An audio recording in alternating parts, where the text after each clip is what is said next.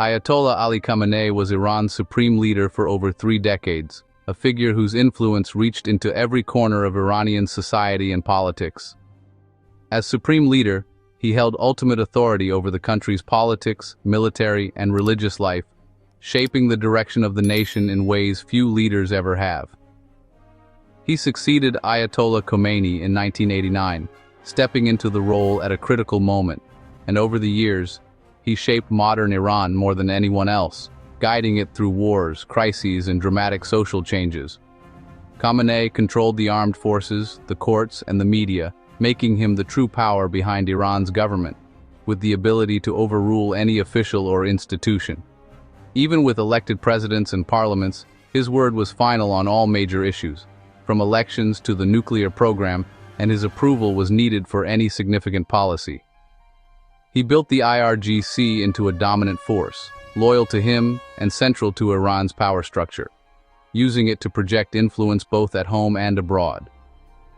Khamenei's rule was marked by crackdowns on protests and a hardline stance against the West, especially the US and Israel, fueling decades of tension and confrontation. He faced major uprisings in 2009, 2019, and 2022, always responding with force and refusing to compromise with opposition movements demanding change. Internationally, he backed groups like Hezbollah and the Houthis, forming what he called the Axis of Resistance, and positioning Iran as a leader of anti-Western movements across the Middle East. His policies led to heavy sanctions and isolation, causing economic hardship for millions, but also made Iran a key player in Middle Eastern conflicts and global geopolitics. Khamenei's leadership left Iran deeply divided, with millions living under strict controls and others fiercely loyal to his vision, creating a society marked by both repression and resilience. His death would leave a massive power vacuum, with no clear successor, and the future of the Islamic Republic uncertain, raising questions about stability and the path forward. The stage was set for a crisis that would shake not just Iran, but the entire region, as the world watched to see what would come next. Khamenei's rule ended abruptly in a shocking military attack on Tehran in early 2026. The strike, attributed to a joint US-Israeli operation, killed Khamenei and several close family members. The precision and scale of the attack stunned the world and exposed deep vulnerabilities in Iran's security. Israeli and US leaders openly celebrated the operation, framing it as a blow against a longtime adversary. The loss of Khamenei created a sudden power vacuum at the top of Iran's government. For decades, he had balanced powerful factions. Now, chaos and uncertainty reigned. The regime's image of invincibility was shattered, and the world braced for Iran's response. The assassination marked a turning point, plunging Iran into crisis. In the aftermath, Iran's government scrambled to project stability. A 40-day mourning period and a week-long public holiday were declared, shutting down much of the country. An interim council of senior officials took charge, as the assembly of experts prepared to choose a new supreme leader. State media broadcast images of mass mourning and anti-American slogans, channeling public anger outward. Security forces flooded the streets, bracing for unrest and deterring any challenge to the regime. The IRGC and army were put on high alert, fearing both foreign attacks and internal dissent. The government's message was clear: Iran would not be intimidated, and unity was essential. But beneath the surface, anxiety and uncertainty gripped the nation. The leadership vacuum threatened to unravel the fragile order Khamenei had maintained. Iran's response was swift and fierce, catching the world's attention within hours of the attack. The nation's military machine moved with remarkable speed, signaling that this was not just a symbolic gesture, but a calculated show of force. The IRGC unleashed a barrage of missile and drone strikes, targeting both Israel and US military bases across the Middle East. The scale and coordination of these attacks stunned observers and sent shockwaves through the region.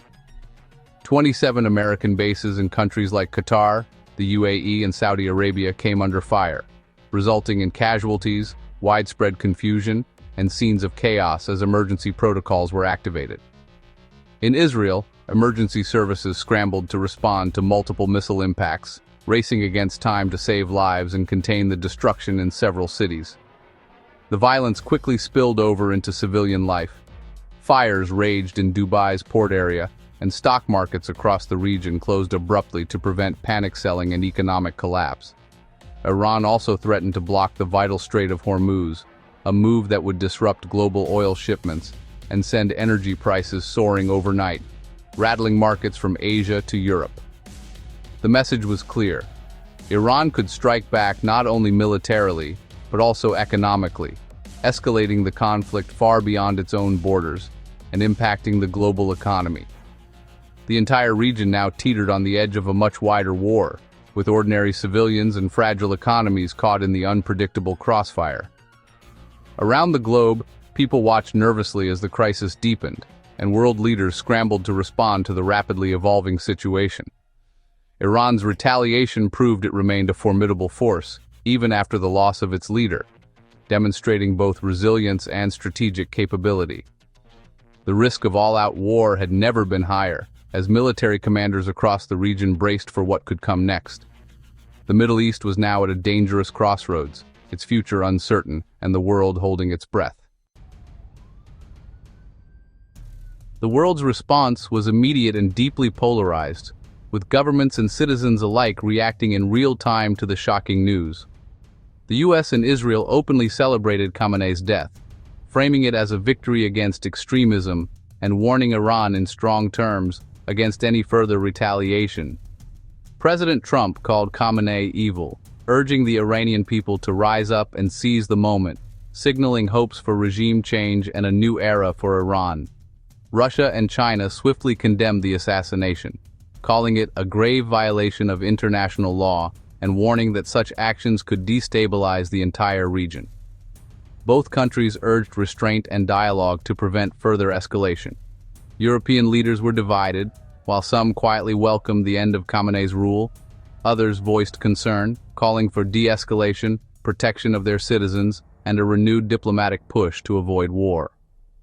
Iran's allies, including Hamas and the Houthis, denounced the attack as an act of aggression and expressed unwavering solidarity with Tehran, vowing to resist any perceived Western interference.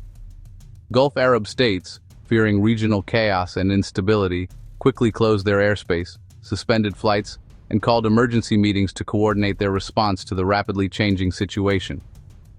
Protests erupted in countries with strong pro-Iranian sentiment, with crowds taking to the streets and riot police on high alert, while other nations braced for the unpredictable fallout. The killing split the world, deepening existing divisions and raising fears of a broader conflict that could draw in multiple powers. The Middle East was more unstable than ever, with military deployments and uncertainty spreading across the region. The global stakes had never been higher as the world watched anxiously, uncertain of what would come next. Inside Iran, the nation was split between mourning and celebration. State media showed massive crowds grieving Khamenei, chanting anti-Western slogans and pledging loyalty. For regime loyalists, his death was a tragedy and a source of fear for the future. But many Iranians, especially those who suffered under his rule, quietly celebrated. Some even danced in the streets, risking arrest. In exile communities abroad, public celebrations erupted, with hopes for a freer Iran. Meanwhile, in countries like Pakistan and Iraq, pro-Iranian protests turned violent, targeting US diplomatic sites. These contrasting scenes revealed the deep divisions Khamenei left behind. For some, he was a revered leader. For others, a symbol of repression. His death exposed the fractures in Iranian society and the region. The struggle for Iran's future had only just begun. With Khamenei gone, Iran faced a leadership crisis. The Assembly of Experts now had to choose a new supreme leader, but no clear successor existed. Powerful factions within the IRGC and the clergy jockeyed for control, risking further instability. The country was already battered by war, sanctions, and widespread public anger. Without Khamenei's iron grip, the regime struggled to maintain order and legitimacy. The next leader could continue hardline policies or, less likely, pursue reform and negotiation. The outcome would shape Iran's future and the region's for years to come. The world watched anxiously as Iran stood at a crossroads. The death of Khamenei marked the end of an era and the start of a dangerous new chapter. The fate of the Islamic Republic and the Middle East hung in the balance.